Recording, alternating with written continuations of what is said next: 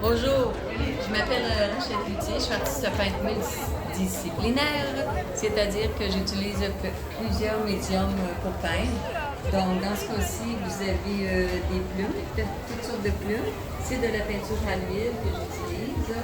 Et vous avez parfois des plumes qui sont brisées, donc je dois les réparer. À ce moment-là, je les répare soit avec de l'acrylique ou soit avec d'autres plumes qui sont brisées. Donc, je vais tout simplement les récupérer pour finir avec une belle plume le plus possible pour qu'elle soit apte justement à la peinture, recevoir la peinture. Dans ce cas-ci, moi, je peins tout le temps à l'huile. Évidemment, je crois que je suis encore la seule au Québec qui peint sur des plumes. Ce sont des plumes recyclées, donc que je trouve un peu partout. Et ce sont maintenant des plumes aussi que les gens m'apportent. Donc, ça va faire ma 14e année que je peins sur plumes. Maintenant, les gens me connaissent. Mes élèves m'apportent aussi des plumes lorsqu'ils vont en voyage. Et puis, je les utilise naturellement. Ici, c'est ma 6e galerie d'art. Donc, j'ai exposé beaucoup à Québec, beaucoup à l'île d'Orléans et aussi symposium aux États-Unis. J'ai travaillé aussi comme conseillère au Musée des Beaux-Arts de Montréal en tant que conseillère justement pour la Galerie d'art contemporaine de l'époque.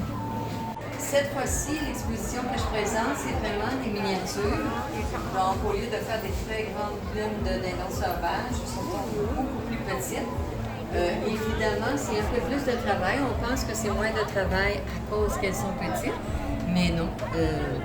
Ça prend de plus petits pinceaux et je dois liquéfier de plus en plus ma peinture justement pour être sûr que ça va entrer dans le format que j'ai de peinture. Se situe dans celle-ci. C'est celle-ci et on a celle-ci aussi. Donc, la plupart que j'utilise, c'est vraiment de la bernache. La bernache, c'est une plume qui est très épaisse comparée à d'autres plumes, donc plus facile à peindre. Les plus difficiles sont vraiment les dindons sauvages.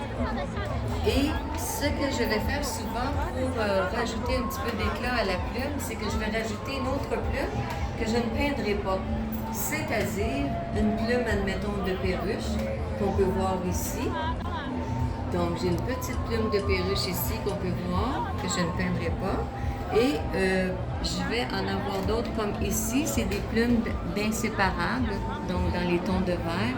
C'est des plumes aussi que je ne peindrai pas, je vais laisser la couleur naturelle.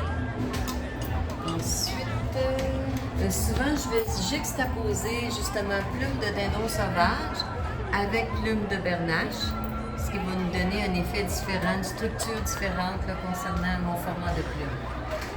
Aussi d'autres plumes que je vais utiliser justement pour décorer. Donc, tantôt on a dit des plumes de perruche, on a des plumes de perdrix ou de gélinote huppée. Ensuite, on a des plumes de pintade, je trouve ça très joli pour une décoration, pour une finition. La plume de colvert, elle est magnifique parce qu'on a toujours deux côtés. Donc, ça c'est le mâle. Le côté ici, il va miroiter dans les tons de violet, bleu. Donc, quand j'ai une plume de colvert à peindre, je vais toujours peindre sur le côté qui n'a pas justement cette belle couleur-là. Je vais la laisser tout le temps en évidence sur ma toile, sur mon... C'est ça, c'est comme ma toile. Ensuite, les bernaches, c'est celle que je vais utiliser le plus. De la gélinote huppée qui est mince, comme une feuille de soie. Et puis le dindon sauvage, complètement différent. J'ai une formation en imprimerie de 3 ans. Donc, en imprimerie, on apprenait naturellement le dessin, les arts graphiques, et l'imprimerie, les couleurs et l'impression sur presse, évidemment. Et j'ai une formation aussi en art graphique, dessin publicitaire. Et puis, ça donne ça. À un moment donné, je voulais être vétérinaire, cependant, mes notes n'étaient pas... Alors donc, je me suis lancée peut-être plus justement dans la peinture animalière, ce que je fais aussi depuis des années. Donc, pour cette toile, souvent, je vais récupérer. Donc, les plumes, ce sont des plumes récupérées que je trouve partout. Les toiles, c'est souvent une toile que je vais récupérer, soit un bazar, une vente de garage. Je récupère énormément de choses.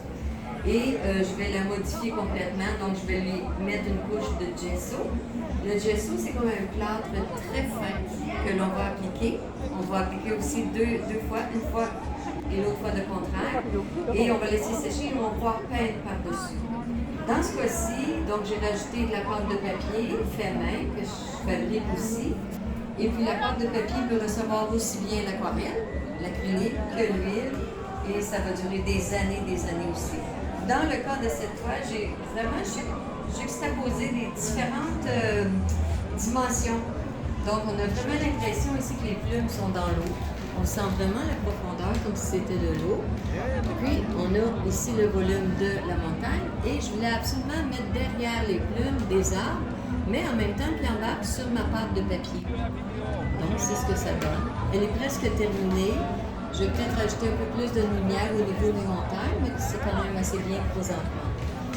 Ouais. Peser de mon pinceau sur la plume, donc il faut que je sois toujours très prudente aussi. Quand je vais peindre aussi, je vais toujours peindre dans le sens de la plume. La plume est toujours divisée, hein? tout le temps en deux sections. Donc il y a une section qui va aller vers la gauche, puis une section qui va aller vers la droite. Si j'ai le malheur d'arriver dans le sens contraire de la plume, c'est là que mon pinceau va entrer dans la plume. Donc il faut vraiment que je fasse attention, que je sois toujours constante. Je me suis rendu compte avec les amis que les gens aimaient beaucoup lorsque j'ouvrais les plumes. Lorsque j'ouvre la plume, parce que quand la plume est complètement fermée comme celle-là ici, les gens ils pensent que j'ai peint une plume. Les gens ne comprenaient pas. Alors je me suis mise à ouvrir justement la plume pour leur montrer que c'est des vraies plumes. Ce n'est pas une peinture de plumes, mais ce sont des vraies plumes. Combien d'heures de travail pour une toile comme celle-là? Une toile comme celle-là, qui est quand même assez grande, je dirais peut-être un 5 jours de travail, mettons à 4 heures, donc 20-30 heures de travail. Normalement, moi, j'ai trouvé que la meilleure façon, c'était vraiment de l'encadrer sous verre. L'encadrer sous verre, mais aussi avec un passe-partout, ça fait plus joli. Puis, être sûr que ma plume ne touche pas du tout à la vitre. Hein? Un peu comme une aquarelle ou un pastel, on s'assure que l'œuvre ne touche pas à la vitre. 30 ans que j'enseigne les arts visuels, dont l'aquarelle, l'acrylique, la peinture à l'huile, le pastel, tantôt je parlais du pastel justement. Donc, ça fait très longtemps que je suis dans le domaine des arts.